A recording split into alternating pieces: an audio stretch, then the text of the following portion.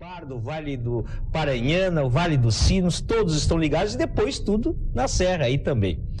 Realmente é impossível dormir sem antes saber a previsão do tempo estendida para a semana. O que tudo indica, teremos uma semana de inverno mesmo. E vamos ter mesmo. Cristine Pereira, só para lembrar que o meu Grêmio está cada dia melhor. Boa semana para vocês. Cristine, aí de Montenegro. Cristine, e mais que vem da Lenita Mazotti também. Sou sua fã. Pronto, tá feito. Tua fã, muito bem. Isso aí, Lenita. E a Sabrina Bavaresco Angeli.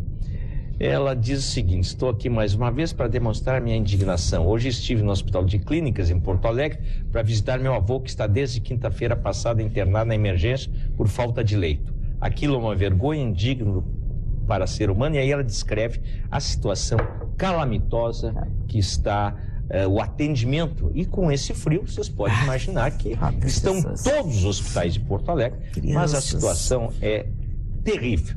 Ela termina dizendo assim: a nossa Constituição Federal está cada vez mais desmoralizada e junto com ela estamos nós, pessoas impotentes, em frente à corrupção. Obrigado pelo espaço, parabéns pelo programa. Sabrina Bavaresco Angeli. Mais notícias, Gerson. Pois vamos mais uma informação aqui sobre a novela que virou um projeto da CE, projeto da desverticalização. E o governo e as bancadas estão próximos de um acerto na Assembleia Legislativa. Amanhã, na reunião de líderes, poderá ser acertada a votação, mas não para esta terça-feira, e sim na outra semana, no dia 12. O único ponto pendente que ficou é o fundo de pensão. Se o governo e aí as bancadas, particularmente do PDT e do PT, chegarem a um acordo, poderá ser marcada a votação para o próximo dia 12. E os eletricitários, por seu lado, caso a votação não seja definida, prometem marcar uma Assembleia Geral para a próxima semana. E aí o vice-presidente do Sinerge Sul, Cláudio Canales, não descarta a possibilidade de paralisações com o objetivo de pressionar o Legislativo e também o governo para que a matéria seja definida de uma vez por todas. Aqui está. Maravilha, né? Que resolve o problema da audição. Você, se quer realmente resolver o seu problema da audição, aqui está o aparelho.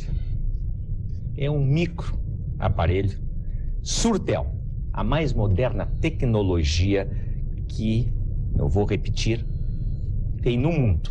Tá tocando o tim, o pessoal tá ligando aqui, já vamos responder.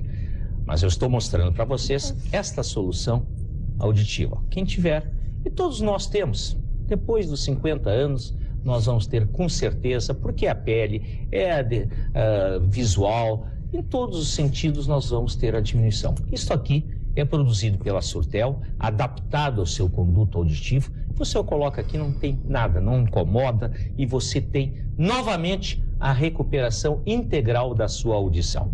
Entre em contato com a Surtel e você vai ver que pode resolver o seu problema, estar integrado novamente com a sociedade, começando com seus familiares e com seus amigos, porque passa a conversar, entender, rir, dar a piada, discutir, tudo isso graças à Surtel.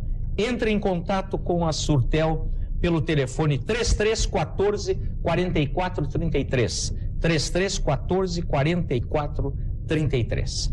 Magda Beatriz. Pois essa terça-feira, às 8 da noite, no Teatro Dante Baroni, vai acontecer um show com entrada franca. Os organizadores pedem que leve no mínimo 1 quilo de alimento não perecível. A gente sabe que tem aquele programa do Parlamento Solidário, esses alimentos todos são reunidos e depois são doados.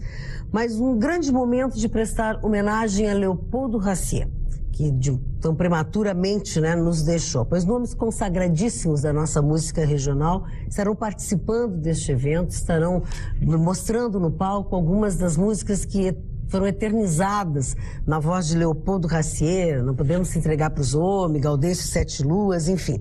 E, inclusive vai ter a participação do Luiz Coronel, né? Também vai fazer uma grande participação, e a participação especial do coral da Assembleia Legislativa. Muitos nomes, são 2 horas mais ou menos de show. Amanhã, no Teatro Dante Baroni, numa promoção do programa Machadas, que é um programa que a TV Assembleia tem, que tem como foco única e exclusivamente divulgar as tradições gaúchas. Então, todos estão convidados para que dessa forma prestemos uma homenagem, mais uma homenagem a Leopoldo Racier. 23 horas 15 minutos. É o que você estava entrando aqui. É da Sandra Vieira. Ela manda um anexo aqui da prefeitura. Daqui a pouco, Clóvis e Magda. Olhem que notícia importante. Da telespectadora sempre Sandra Vieira. Vamos ver aqui daqui a pouquinho, depois nós vamos comentar. Vamos às mensagens dos nossos patrocinadores e voltaremos em 2 minutos. Vamos falar de 2 assuntos muito importantes aqui. Com o doutor Irã Castro, cardiologista, ele é diretor da assistência médica do Instituto de Cardiologia do Rio Grande do Sul. E vamos discutir aquele assunto que todas as sextas-feiras a gente conversa mais um pouco, menos um pouco, com o professor Mauro Cortiel, que sempre nos traz um vinho maravilhoso e está trazendo vinhos gaúchos de excepcional qualidade, sobre que o vinho contribui mesmo pela prevenção de doenças cardiovasculares. Vamos falar sobre isso. Ele que tem um outro mito aí, que é alimento. Agora é alimento. Agora é alimento. E com o Fernando Dutra Michel, que é o diretor dos transportes da EPTC, sobre o plano cicloviário de Porto Alegre. Isso tem vindo muita gente pedindo aqui quando é que vai ter, o que vai ser feito. O próprio prefeito Fogaça, uma vez conversando conosco aqui no Câmara 2, já tinha colocado a sua posição de termos pistas exclusivas para uso de ciclistas. E tem que ser respeitadas, né? Porque eu vejo, ainda ontem vi, que o caminho dos parques aí, pessoal, os automóveis não estão respeitando em vários lugares. Tem que ter guincho. Não tem outro caminho, é no mundo inteiro. Vai a Nova York, vai à França, vai onde quiser. Estacionou onde não pode, tem que ter guincho. Quem é guinchado uma vez, ele não para a segunda vez ali. Quer dizer, é um desrespeito. No domingo, pode estacionar no outro lado da calçada, não. Estaciona em cima do caminho verde ali, aonde o pessoal está caminhando, correndo. É um desrespeito. Vamos lá? Ao intervalo, é claro. E já voltaremos. O programa está quente, as notícias, você está aí bem quentinho. Tem gente que está precisando aí. Tem gente que está precisando. Você tem coisa a mais? Ponha dentro do carro. E quando encontrar alguém que está precisando, passe. Entregue nos lugares, nos abrigos, onde as pessoas precisam. Vamos entregar. Não precisa ter campanha nenhuma. Faça você mesmo. E distribua aquilo que você não está usando, porque o frio não vai embora. Não é só hoje, não. Ele vai ficar aí ainda por mais uma semana, no mínimo. Então, vamos lá. Ao intervalo, nós voltaremos daqui a 2 minutos. Já, já.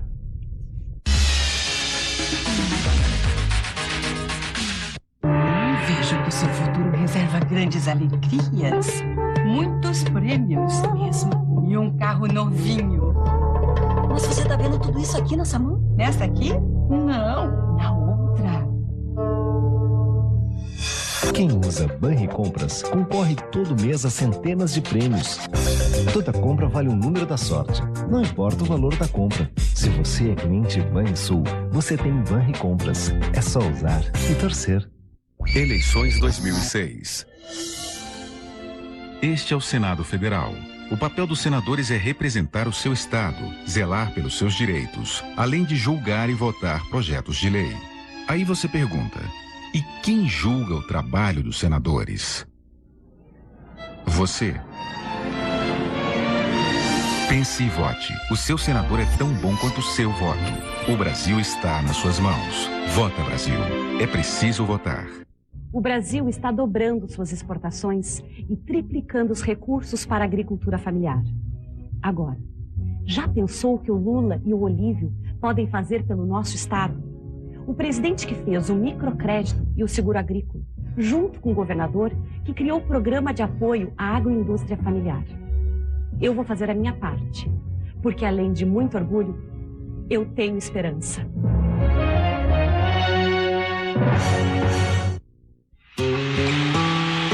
Sábado, assista o grande show da Semana Farroupilha. Os grandes nomes da música gaúcha em apresentação exclusiva. Borguetinho, Ney Lisboa e Banda, Luiz Carlos Borges, Leonardo e João de Almeida Neto. Não perca, dia 16 de setembro, às 17 horas no Parque da Redenção. Realização, Sistema Guaíba Correio do Povo. Patrocínio, TIM, Banrisul e Big. Eu sou a Laura Alcaraz Gomes e junto com Flávio, Baldi e o JK, convido você para assistir nosso programa de segundas a sextas às 19 horas. Muito obrigado pela sintonia dos Guerrilheiros da Notícia. Eles aqui, de segundas a sextas-feiras, levando a informação, a notícia, a cultura e o alto astral. Oferecimento Gimo, 50 anos de qualidade comprovada.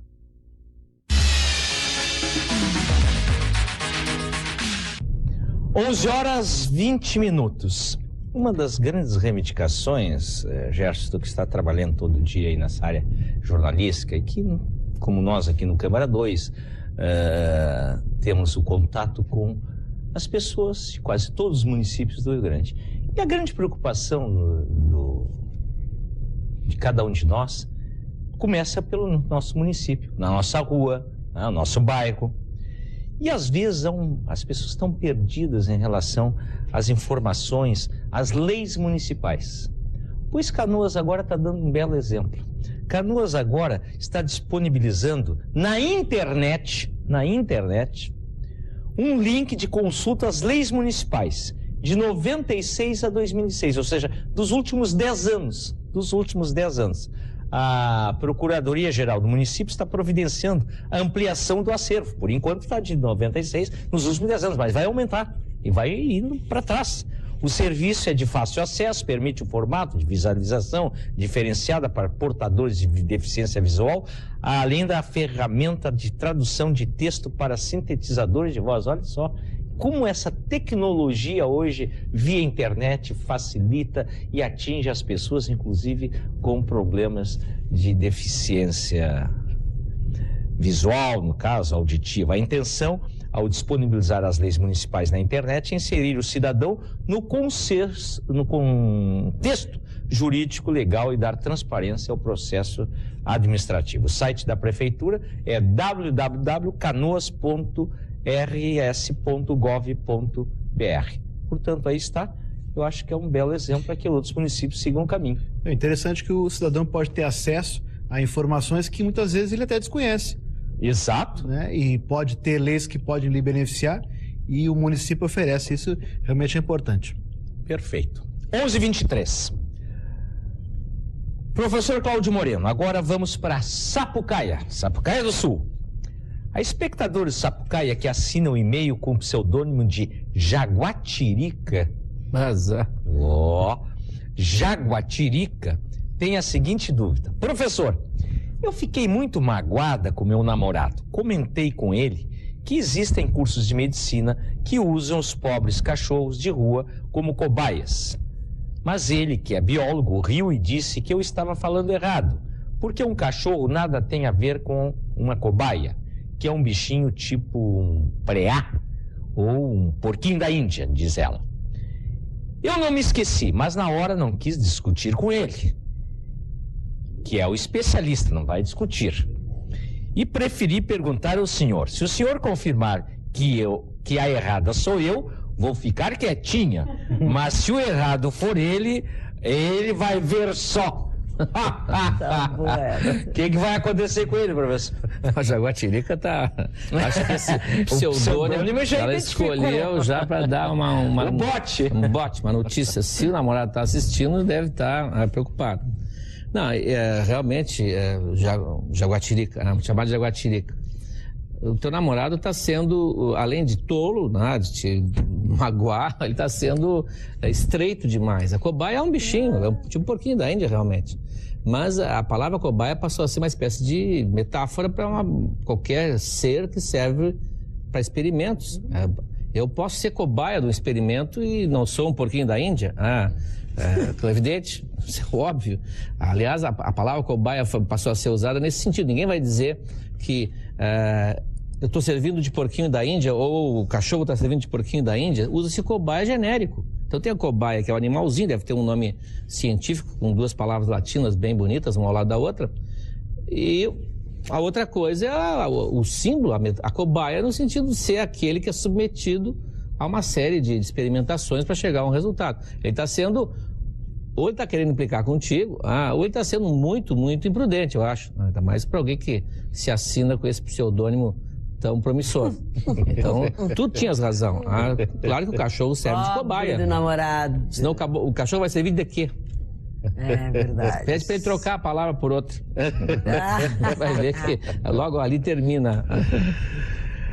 11h25. Magda Beatriz. Vamos falar de vinho. Sexta-feira, normalmente, a gente toma vinho aqui neste programa. Mas agora nós vamos falar sobre vinho. Vamos falar sobre vinho com o Dr. Irã Castro. Ele é médico, cardiologista, diretor da assistência médica do Instituto de Cardiologia do Rio Grande do Sul. Obrigado pela sua presença, doutor Irã. E vamos começar falando, né, sobre o que é verdade e o que é mito, o que não é bem assim. Por exemplo, disse que tomar um cálice de vinho diariamente contribui ou ajuda na prevenção de algumas doenças cardiovasculares. Isso é verdade? Sim, é verdade. E como isso? Bom, o início dessa história advém de um francês que estava estagiando no Canadá e descreveu o famoso paradoxo francês, que nada mais é uma incidência estatística de que as doenças cardiovasculares, quando elas analisadas, são diferentes da França, e aliás dos países do Mediterrâneo, sim, e do norte da Europa e dos Estados Unidos, onde a incidência é muito maior. Isso foi atribuído a dois fatores. O primeiro, a dieta mediterrânea, que é abundante em óleo de oliva, que é um óleo monossaturado, sim, e uma grande quantidade de verduras, de fibras e óleo, e o vinho. Então o vinho passou a ser discutido e os médicos se contraporam contra algumas posições, mas está bem estabelecido hoje que existem dois mecanismos pelos quais o vinho pode contribuir para a redução de mortalidade cardiovascular, mas com uma característica: ele deve ser tomado com uma quantidade pequena. O que é uma quantidade pequena? Isso. Então é fácil de se ver que o vinho tinto, que é o que tem mais características por ter flavonoides, que são protetores, na garrafa, quando nós olhamos a garrafa que vocês tomam aqui nas sextas-feiras, tem ali 12 GL. O que é isso? 12 gramas de álcool por cada 100 ml. O limite são 40 miligramas para o homem e 30 para a mulher. Então, 40 miligramas, quando a garrafa tendo 12, nós não podemos tomar mais que 2 cálices para os homens e 1 cálice e meio, digamos assim, para as mulheres. Nessas condições, o vinho não determina seus malefícios e ele traz alguns benefícios. O primeiro benefício, e que parece que é constante para 100% da população, o vinho age muito parecido com a aspirina. Ele diminui a agregação plaquetária. As plaquetas se juntam e formam o coágulo. E isso pode, em algumas situações em que haja uma placa ou uma instabilidade dentro de um vaso, qualquer que seja, no coração, vaso do cérebro, formar um trombo dentro do vaso. E um acidente vascular isquêmico, então, ou um infarto ou um derrame cerebral acontecerem. Mas o vinho, então, tem que ser usado em pequenas proporções. Quando existe um exagero, e nós sabemos que uma incidência grande da população toma grandes exageros mensalmente, sim, isso acontece um rebote. E essa coagulação, ela vai de um extremo de não coagular, então com chance de fazer hemorragias dentro da gente, no estômago, no cérebro. Isso pode determinar, então, um acidente vascular cerebral hemorrágico em função de um exagero.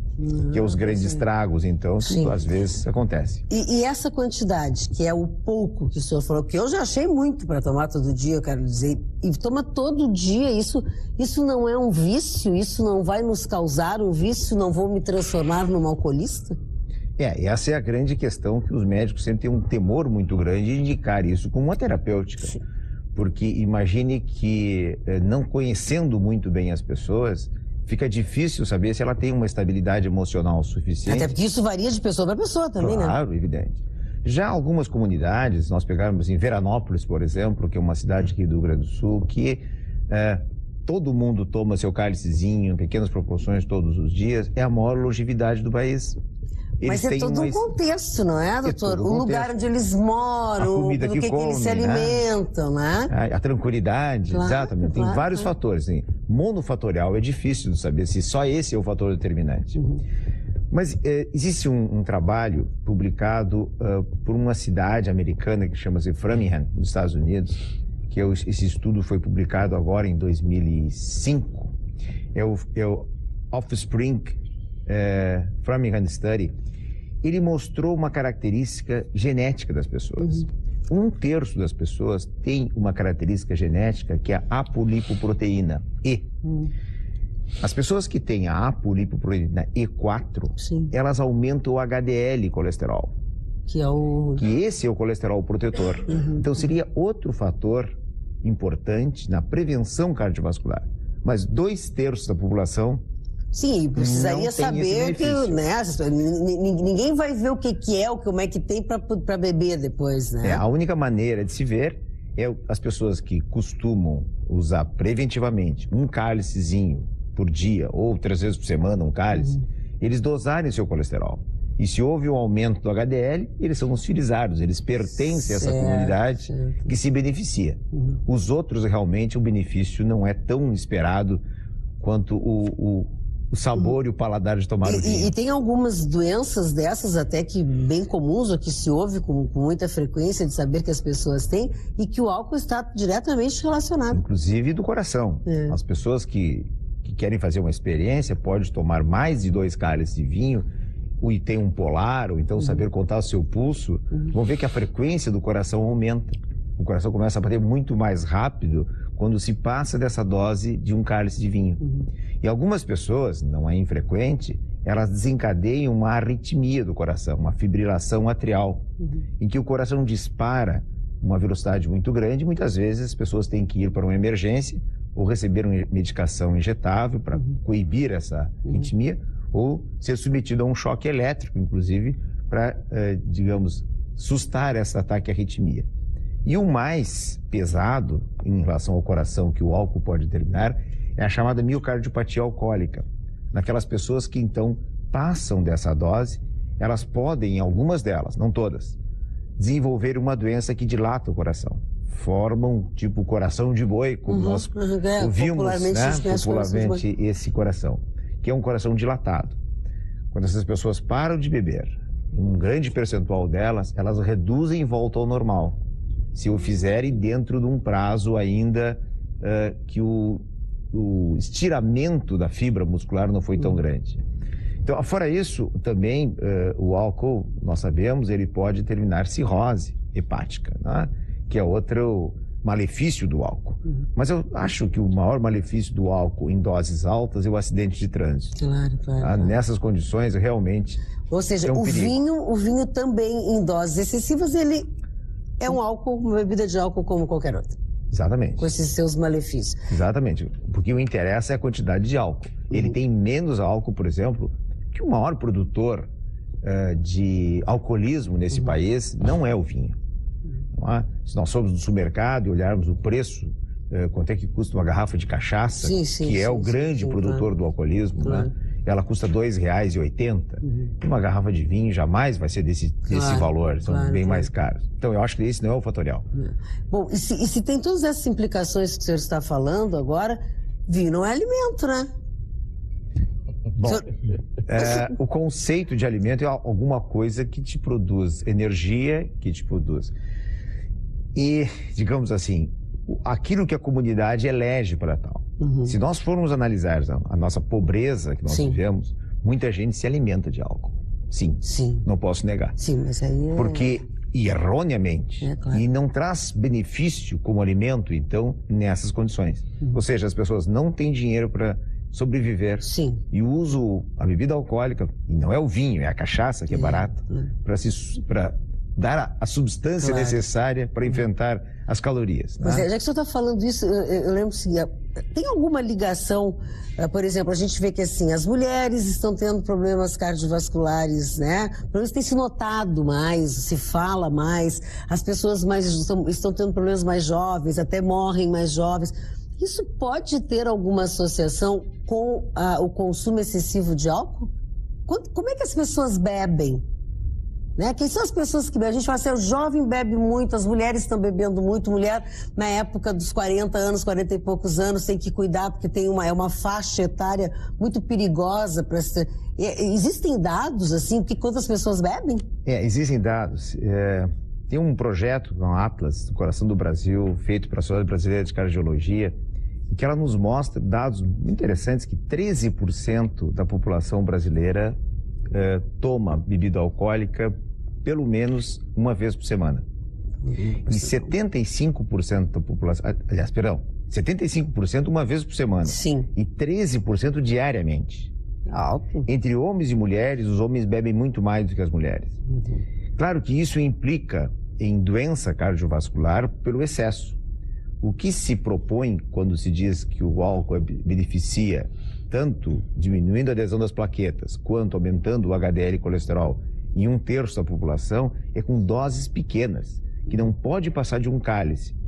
Não é? Então, essa medida, essa quantidade é um detalhe da própria natureza que vale para todos os sentidos. Claro, tudo que é bom demais é veneno. Tá certo, tá certo. E você tem que submeter um exame para saber se aquilo está lhe fazendo bem. Claro, poderá não lhe fazer bem. Doutora Ira Castro, muito obrigada pela sua presença, pelas orientações. Portanto, aí, ó, não é bem assim, como tudo na vida não dá para generalizar, né? Talvez para você seja bom, talvez para mim não seja tão bom assim. Obrigado, doutor. Obrigado. 23h36. Falamos ainda há pouco da superlotação do Hospital de Clínicas, né? Vocês imaginem como é que está nesse momento o Hospital Conceição. Todos os hospitais do Grupo Conceição. Quando nós falamos que passam pelo Grupo Hospitalar Conceição mais de 125 mil pessoas por mês, com esse frio, esse número está extrapolado. Daí não é por acaso que nós estamos preocupados com alterações que estão tentando fazer na estrutura jurídica do hospital para o Grupo Conceição, sem ter a participação dos funcionários e da comunidade de uma maneira geral. É fundamental que isso aconteça discutido entre a população que trabalha no Grupo Conceição, que são mais de 6.500, e nós todos, que somos usuários do Grupo Hospitalar Conceição. 11h37. Mais informação? Pois, Clóvis, a Comissão de Orçamento e Finanças da Câmara de Porto Alegre apresentará até 27 de setembro o parecer sobre o projeto da Lei de Diretrizes Orçamentárias. A votação da matéria em plenário está prevista para 2 de outubro e o texto deverá ser enviado para a sanção do prefeito José Fogaça até o dia 10. Na primeira quinzena do próximo mês, o Executivo Municipal envia o projeto do Orçamento 2007. 11h38, vamos às mensagens dos nossos patrocinadores e voltaremos em 2 minutos. Vamos falar do que vem aí, ciclovias em Porto Alegre. Já voltaremos, 2 minutos.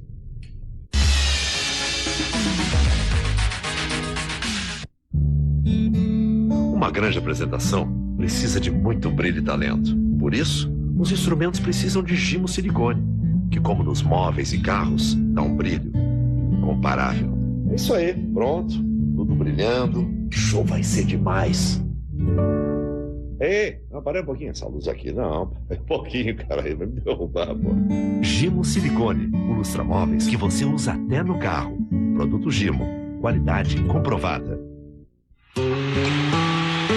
Sábado, assista o grande show da Semana Farroupilha. Os grandes nomes da música gaúcha em apresentação exclusiva. Borghetinho, Ney Lisboa e Banda, Luiz Carlos Borges, Leonardo e João de Almeida Neto. Não perca, dia 16 de setembro, às 17 horas no Parque da Redenção. Realização, Sistema Guaíba Correio do Povo. Patrocínio, TIM, Banrisul e Nacional. Rigoto trouxe mais de 300 empresas, gerando 150 mil novos empregos no estado. Para continuar este trabalho, vote nos candidatos a deputado estadual do PMDB, que apoiam a luta de Rigoto pela atração de investimentos. Adelânio Rupental, 15120. Tobias Calil, 15015. Alaor de Oliveira, 15777. Alberto Oliveira, 15215. Vote 15, vote nos candidatos a deputado estadual do PMDB.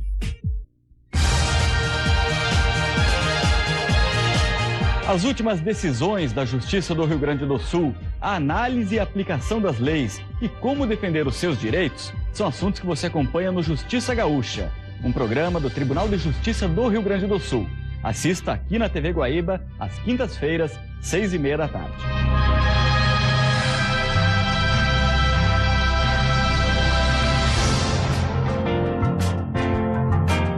Compromissos de Ieda Governadora.